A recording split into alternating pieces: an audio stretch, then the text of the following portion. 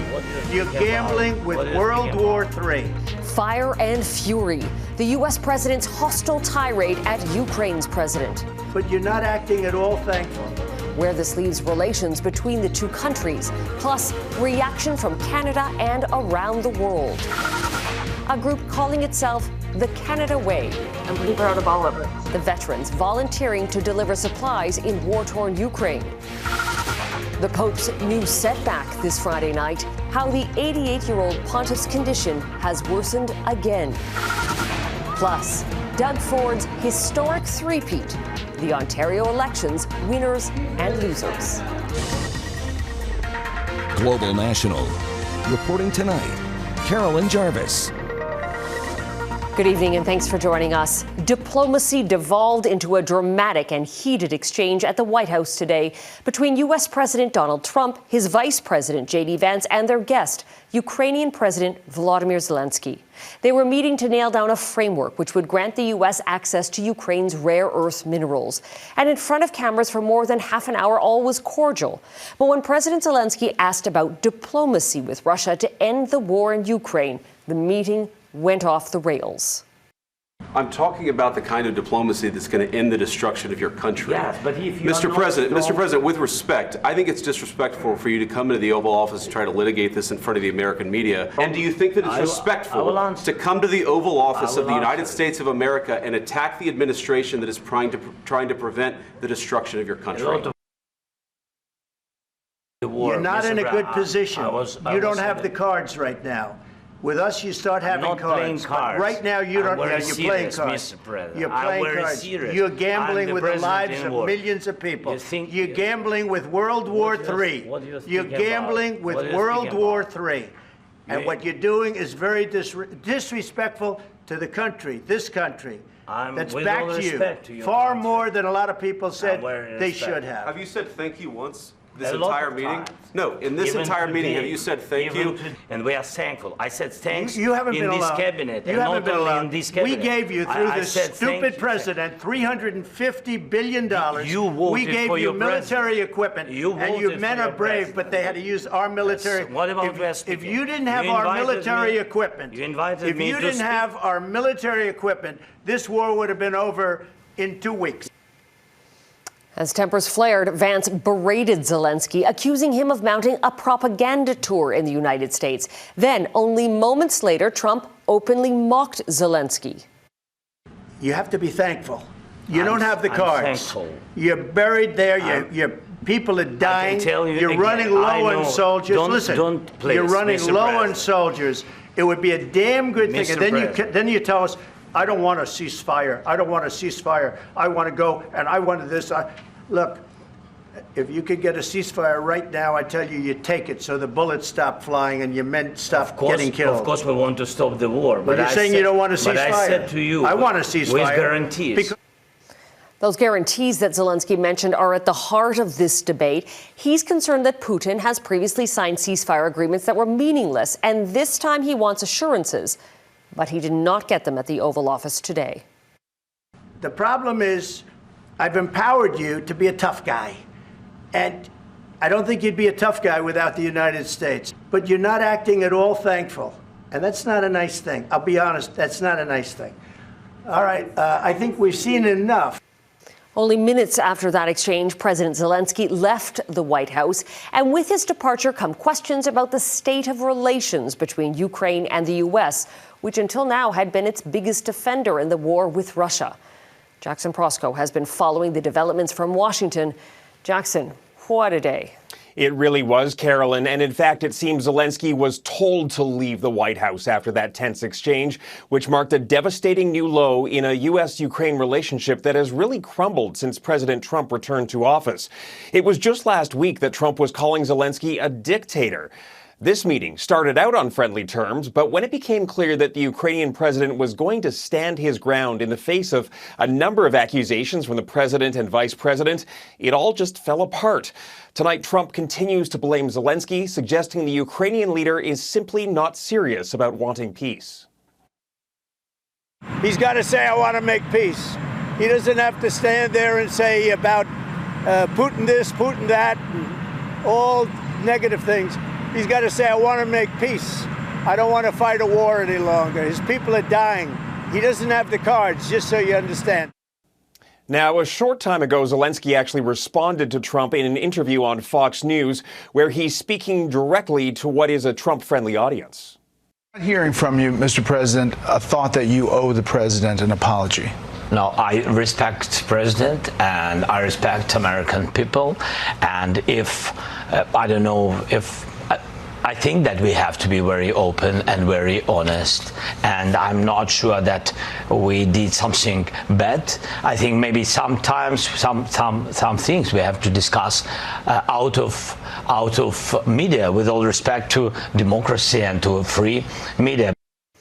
Okay, so Jackson, what happens now? Can the relationship and a peace deal be salvaged? You know, no one really knows, Carolyn. Some U.S. officials are being quoted tonight as describing the relationship as irreparably harmed. And we should point out that there is reason to believe that may be true.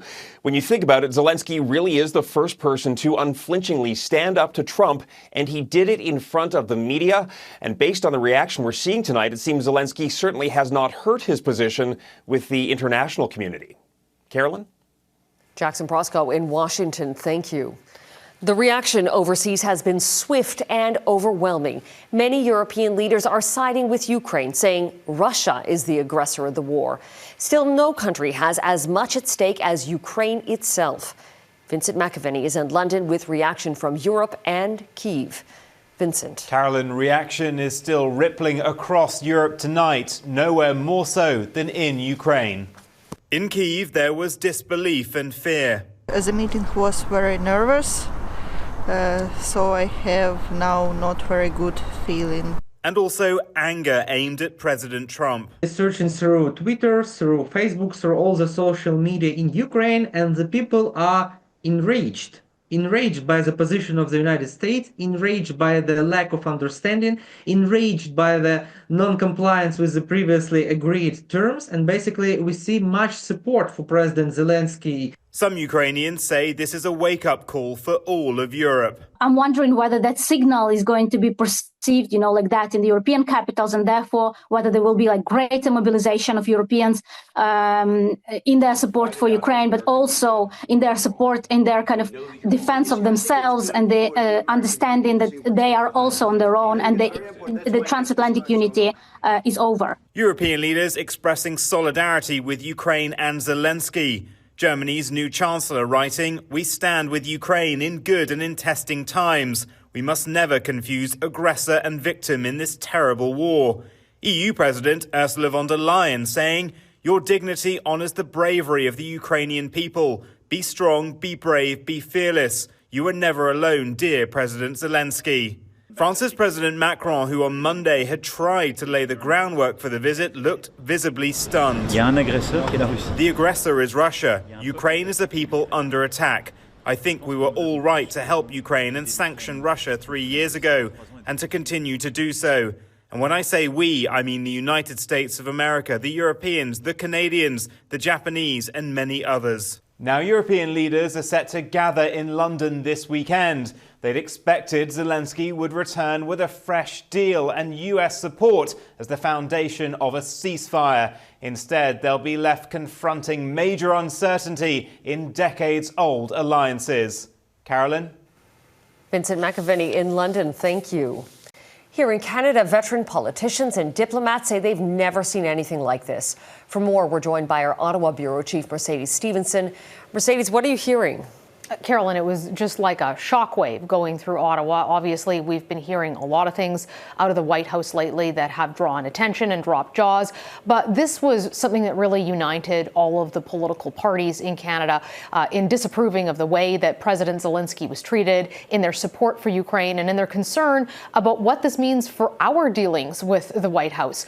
Prime Minister Justin Trudeau put out a tweet. He didn't directly address what was said in the Oval Office, but he did say Russia illegally and unjustifiably invaded Ukraine.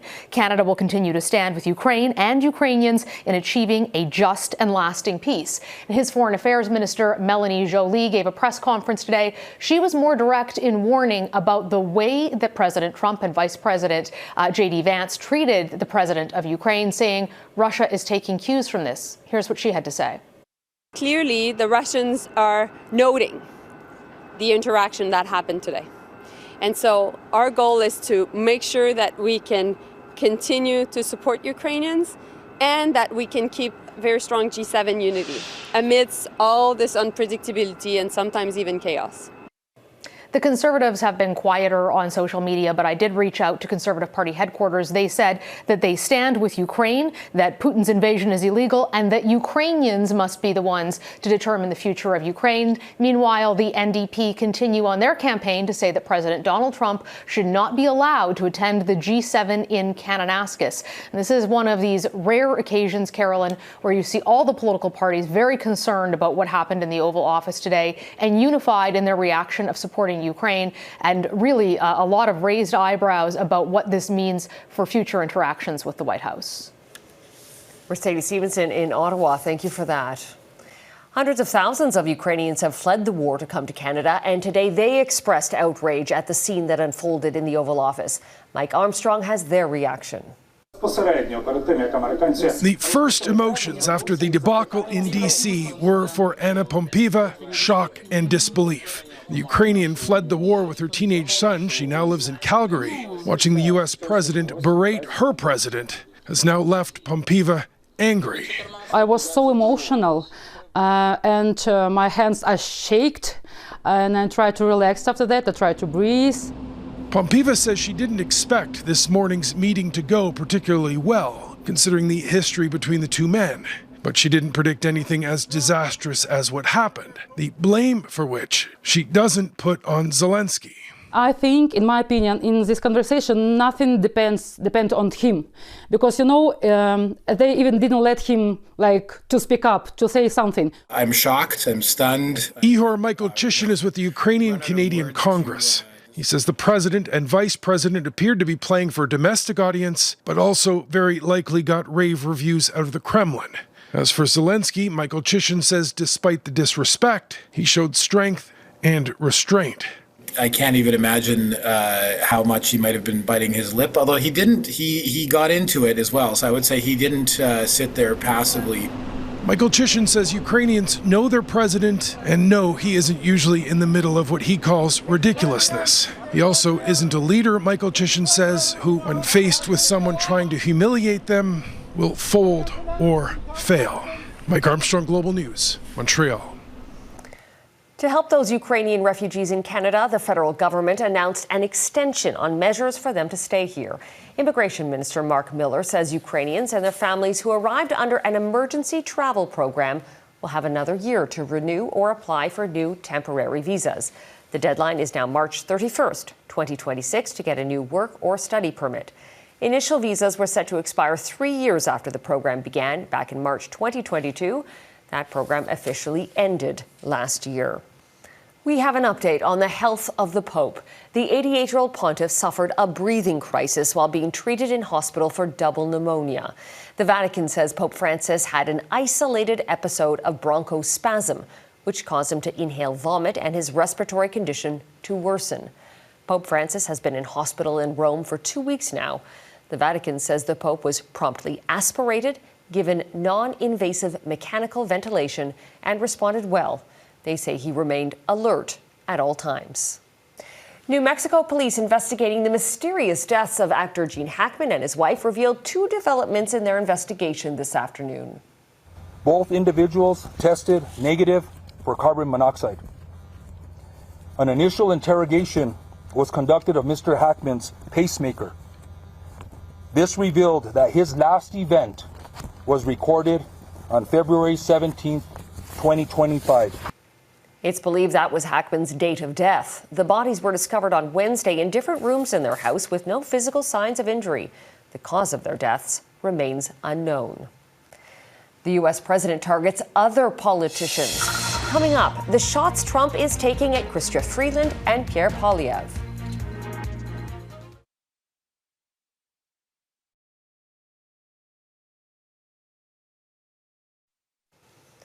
Canada's economy showed surprising growth in the back half of 2024. GDP expanded at a 2.6% pace in the fourth quarter. That's the fastest growth in more than 2 years and much stronger than the 1.8% that the Bank of Canada had expected. Third quarter GDP was also revised upwards from 1% to 2.2%. A surge in consumer spending on vehicles, spurred by falling interest rates, was behind much of the increase. Well, the economy is still in for a huge shakeup as Donald Trump's tariff threats loom over this country. Those are set to kick in on Tuesday. And after months of talk of annexing Canada as the 51st state, the U.S. president delivered more disparaging remarks about our country's leaders. As Mackenzie Gray reports, he targeted both the federal government and the Conservative opposition. I call him Governor Trudeau. He should be governor because the president's personal attacks on Canada have usually been launched at the prime minister. I do like the "Oh Canada," right? It's a beautiful thing. I think we're going to have to keep it for the 51st state. I call him Governor Trudeau. But in a podcast interview with the United Kingdom Spectator, Donald Trump broadened his volleys at Canada. First, going after Liberal leadership candidate Chrystia Freeland. She's terrible. I'll tell you what, I know her very well. She's incompetent in many respects and can only cause ill will for Canada. But Trump didn't just hit Liberals. The president unsure about Conservative leader Pierre Poilievre. Well, I think his biggest problem is he's not a MAGA guy, you know? I mean, he's really not. He's not a Trump guy at all. I don't like what he's saying about me. It's just not positive about me. Poilievre punching back. Mr. President, it is true. I'm not MAGA. I'm for Canada first. Always. Additional pushback against Trump is more politically challenging for Poilievre, with polling showing over 40% of Conservative voters have a positive view of the president. The Liberal leader can get up and can denounce Donald Trump. Jagmeet Singh can taunt Trump as he has done.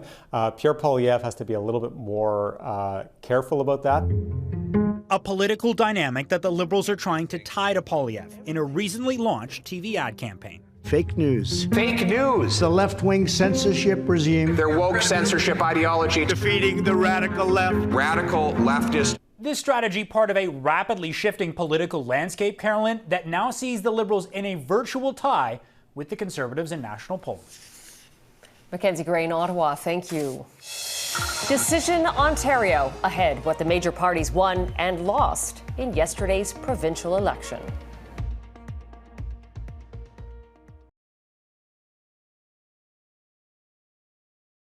Ontario Premier Doug Ford won an historic third consecutive majority government last night. Ford and his progressive Conservatives ran a campaign on putting Canada first, pitching himself as the best option against President Trump.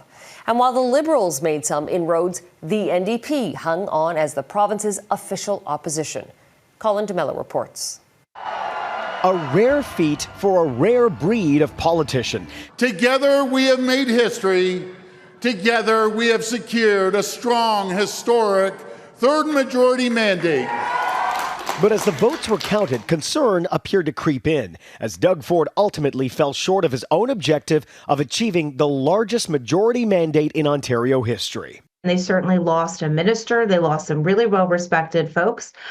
So there is some soul searching they're going to have to do. Still, supporters say a majority is a majority, allowing the premier to return to the primary focus, dealing with Donald Trump's tariffs. He does have this 4-year mandate and this mandate from the people of Ontario to do everything he can to protect Ontario's economy against a tariff threat.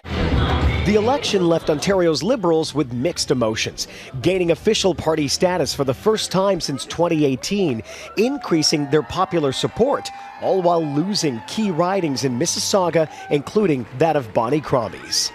I am with you, and I commit to you today that I will stay on.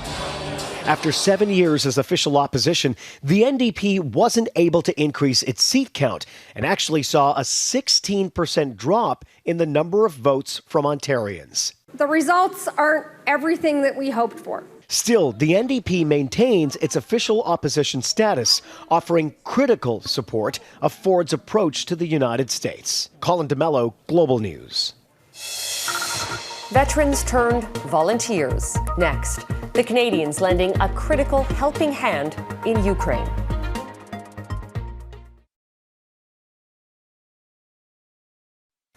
So much of the war in Ukraine unfolds away from the public eye, like the Canadians who have traveled there to provide humanitarian aid.